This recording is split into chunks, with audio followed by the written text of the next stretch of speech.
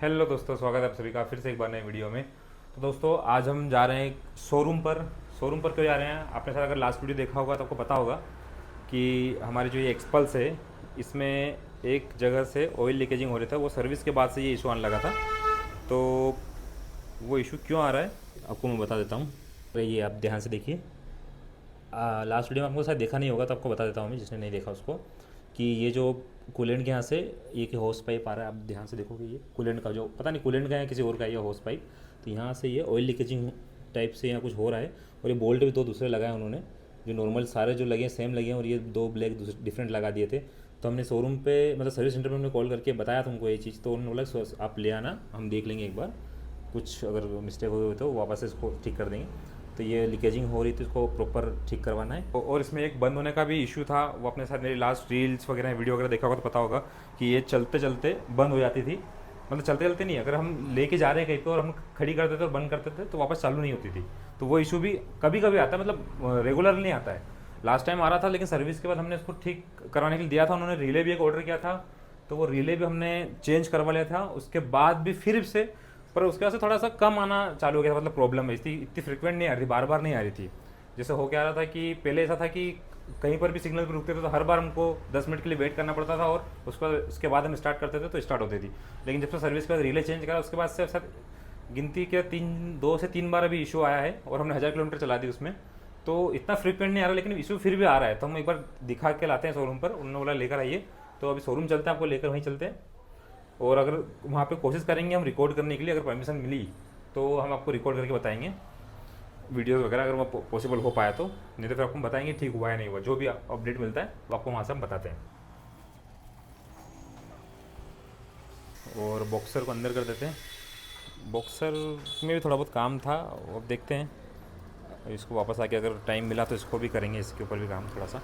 छोटी मोटी चीज़ें जो हमको मुझे लगता है चेन वगैरह है, और कुछ चीज़ें हैं जो मैं बताऊंगा आपको अगर पॉसिबल हो पाया तो। चलिए गाइस स्टार्ट करते हैं।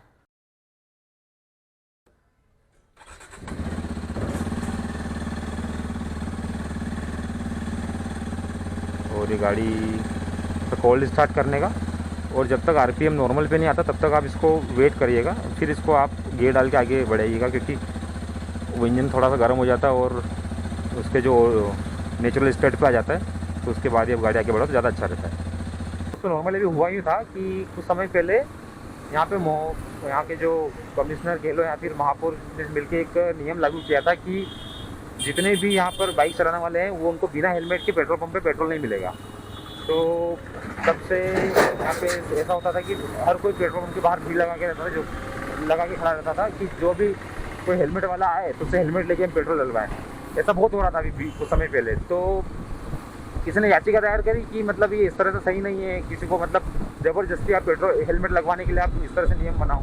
तो किसी ने याचिका दायर करी थी, तो शायद वो उस पर सहमति बैठी और अब तो नियम लागू हट चुका है। तो अब नॉर्मली आप पेट्रोल पंप पर जाके बिना हेलमेट के पेट्रोल डलवा सकते हैं। एमपी की बात कर रहा हूँ मैं, एमपी में हुआ था ऐसा। तो ठीक है, अच्छा भी किया, क्योंकि अगर किसी को आपको हेलमेट लगवाना है तो आपको प्रॉपर चालान काटना चाहिए, जिससे वो सभी हेलमेट लगाएंगे। क्यों कि हेलमेट पे चालान काटोगे तो ज़्यादा सही है। जब आप अगर हेलमेट के मिलोगे तो नया हेलमेट लेना वही तो ऐसा कुछ होना चाहिए, क्योंकि यहाँ पे आप देखोगे 90% लोग ना हेलमेट नहीं लगाते हैं। मतलब 10% लोग भी, मैं ज़्यादा ही बोल रहा हूँ, क्योंकि 5% लोग हैं जो हेलमेट लगाते हैं, बाकी कोई हेलमेट लगाते नहीं। आप देख रहे होंगे रोड पर।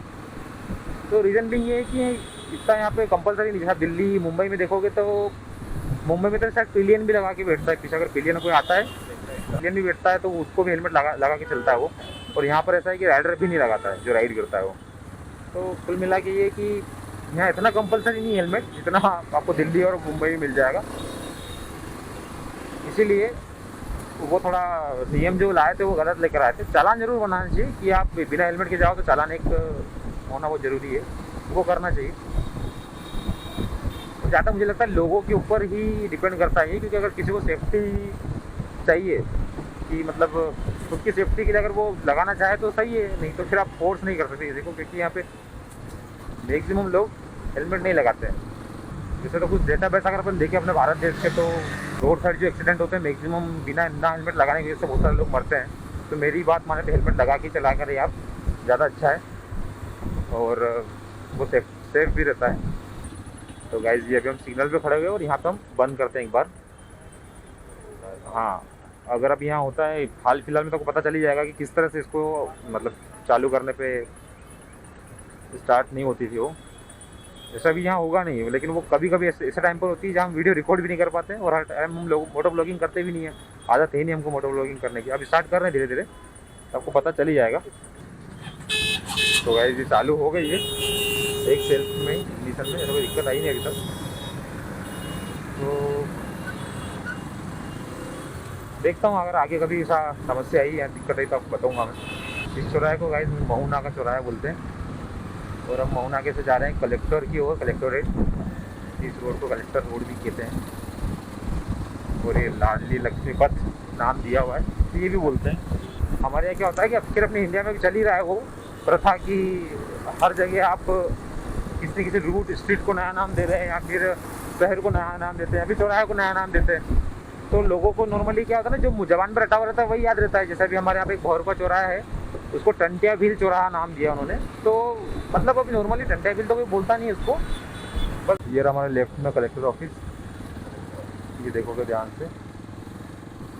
तो गाइस अभी थोड़ी देर पहले मैंने एक रील डाली थी, वो वायरल भी हुई थी, आपने शायद देखा नहीं होगा, शायद इंस्टाग्राम पर डाली थी मैंने, लगभग 3.5 लाख व्यूज़ आए।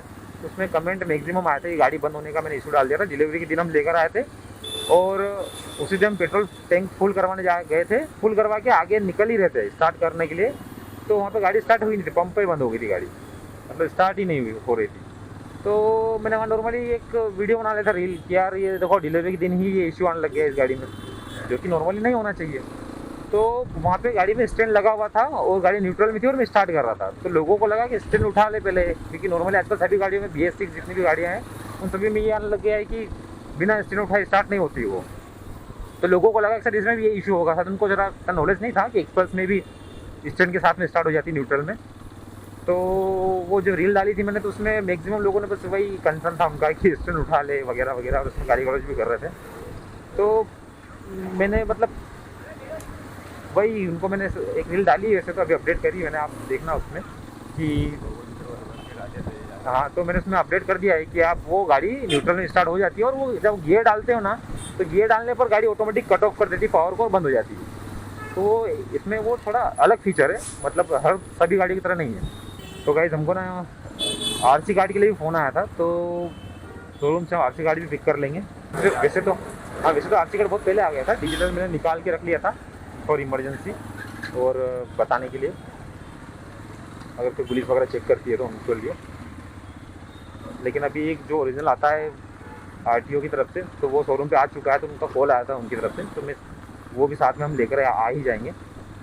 अभी आप यहाँ देखिए, यहाँ पे एक साइड रोड बन के चुका है लेफ्ट साइड में, और ये राइट साइड में रोड बना ही नहीं है, मतलब एक साइड का बन गया एक लेन और एक लेन बना ही नहीं। हाँ, ये बहुत काफ़ी पुरानी है, पता नहीं क्या रीज़न था कि इधर का बना के छोड़ दे, इधर का बनाया ही नहीं, आगे जाके क्या दिक्कतें आई अतिक्रमण में कोई दिक्कत। हाँ, यहाँ ट्रैफिक ऑलरेडी बहुत ज़्यादा रहता है क्योंकि लोहा मंडी वाला क्षेत्र आ जाता है ये।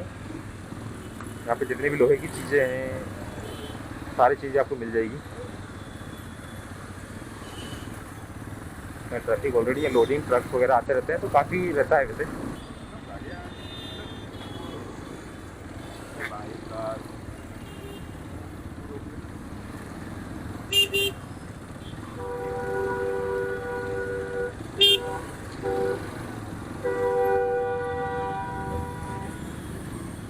तो गाइस इस तरह से ट्रैफिक हो जाता है। तो यहाँ पे जो क्रॉसिंग वगैरह है इन सबको जाम कर देते हैं, जैसे नॉर्मली क्रॉसिंग है। तो यहाँ देखो आप कैसा ट्रैफिक लगा हुआ है, पूरा सब घूमे हुए वही, और आधे यहाँ पे भी खड़े रहते हैं सामने, आप देखोगे। तो ये है गीता भवन चौराहा,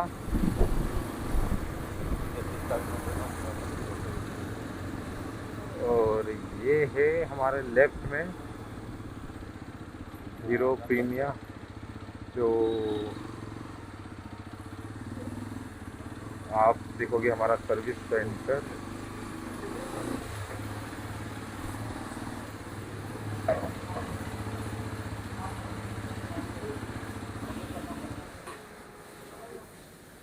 गाइस मैंने यहाँ बंद करी गाड़ी, एक बार स्टार्ट करता हूँ, अभी हो गई।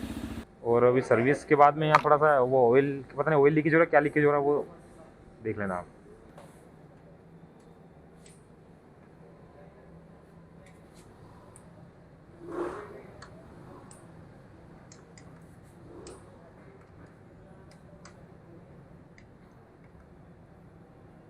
मेरे को क्या बोल्ट दूसरे दिखे, मेरे को लगा कि सारे बोल्ट ऐसे आते होंगे, तो ब्लैक कैसे लगा दिए सभी गाड़ियों में?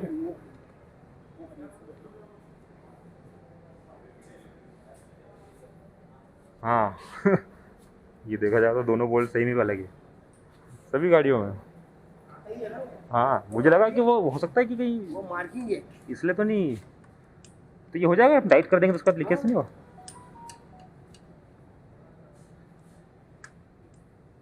तो गाइस अभी हम शोरूम से आ रहे हैं और वैसे तो कोई उन्होंने इसका रिस्पॉन्स दिया नहीं, लेकिन हमको एक तीसरा कस्टमर आया था, वो भी उसकी गाड़ी सर्विस कराने के लिए लेकर आया था। तो उसने मुझे बताया कि उसके बाद भी सेम इशू आ रहा था, तो उसने बैटरी चेंज करवाया, रिप्लेस करवाई, क्योंकि वोल्टेज तो सेम ही दिखा रहा था वो कि 12 प्लस जो आना चाहिए वही आ रहा था, लेकिन उसके बावजूद दिक्कत आ रही थी, तो उन्होंने बैटरी रिप्लेस करी, उसकी वजह से दिक्कत नहीं आई। तो हमने उनको बोला है कि अब ऐसा करके देखो हमारी गाड़ी में, वो बोल रहे हैं करने के लिए। तो नेक्स्ट टाइम अब जब हम आएंगे, वो बोल रहे हैं कि अभी सर्विस बैटरी दूसरी गाड़ी में लगी हुई है, तो वो वारंटी से जो कस्टमर की बैटरी वापस आ जाएगी, तो जब वो सर्विस बैटरी निकालेंगे और फिर बुलाएंगे बोल रहे हैं। तो सर वो सर्विस बैटरी जो है ना, उनकी जो शोरूम की होती है, वही पता नहीं पूरे शोरूम में एक ही बैटरी सर्विस बैटरी के पास जो वो सभी गाड़ियों में यूज़ कर रहे हैं, ये दिक्कत आती है।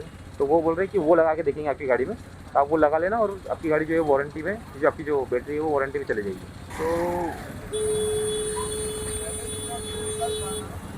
वही है गाइस, मतलब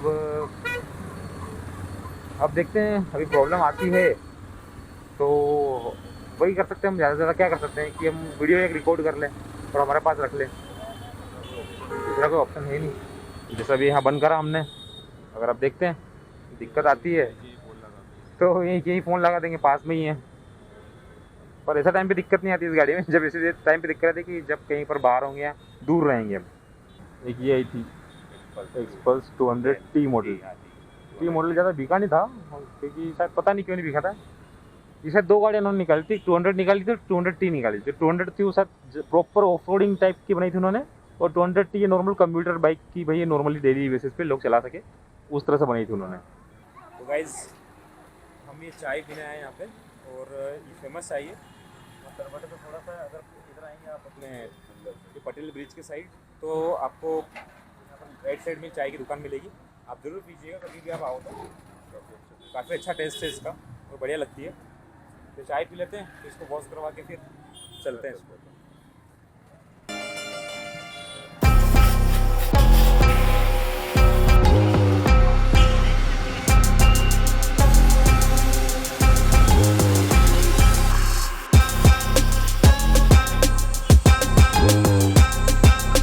दोस्तों हम आ गए थे वहाँ शोरूम से, कंप्लीट वॉश करवा के भी ले आए थे, और आपने देखा ही वहाँ पे शोरूम पर उन्होंने क्या बोला है क्या नहीं बोला। बैटरी का थोड़ा हुआ है कि बैटरी स्वैप करके देखेंगे, जो सर्विस बैटरी आती है उनकी वो लगा कर देखेंगे। और वो सर्विस बैटरी भी शायद शोरूम की किसी और गाड़ी में भी लगी हुई है, क्योंकि उसमें भी सेम इशू आ रहा था, तो उन्होंने वो सर्विस बैटरी वहाँ दूसरी गाड़ी में लगा रखी, और उस बाइक की बैटरी उन्होंने वारंटी पे डाली हुई थी। तो जब तक वो वारंटी पे बैटरी वापस नहीं आ जाती तब तक वो सर्विस बैटरी वो निकालेंगे नहीं।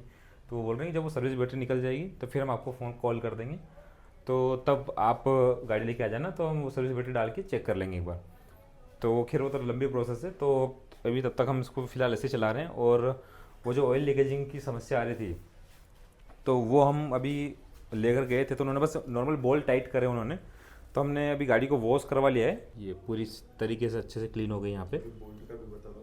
और ये बोल्ट जो आपको बता रहा था ना मैं कि चेंज किया है, ये ऐसा कुछ नहीं है, तो कंपनी फिटेड ही है, ऐसा कोई वो नहीं है कि इन्होंने अलग से लगाए हैं। तो वो मेरा फॉल्ट था जो मैं आपको बताया था, हमको लगा कि वो सारे चेंज करके लगा दिए उन्होंने, पर ऐसा कुछ नहीं है। तो अब उन्होंने सारे इंजन के बोल्ट पूरे टाइट करे उन्होंने, तो अब देखते हैं ऑयल लीकेज होता है कि नहीं होता है। बस ये आज के लिए इतना ही, आपको मिलते हैं नेक्स्ट व्लॉग में। तब तक के लिए देखते हैं, इसको गाड़ी को चलाते हैं और पता चल जाएगा आपको आने वाले वीडियोज़ में। अगर लीक होता है तो बता देंगे, और इसका बैटरी स्वैप होती है वो भी आपको बता देंगे आने वाले वीडियो में। तो मिलते हैं आपको नेक्स्ट व्लॉग में, तब तक के लिए बाय बाय।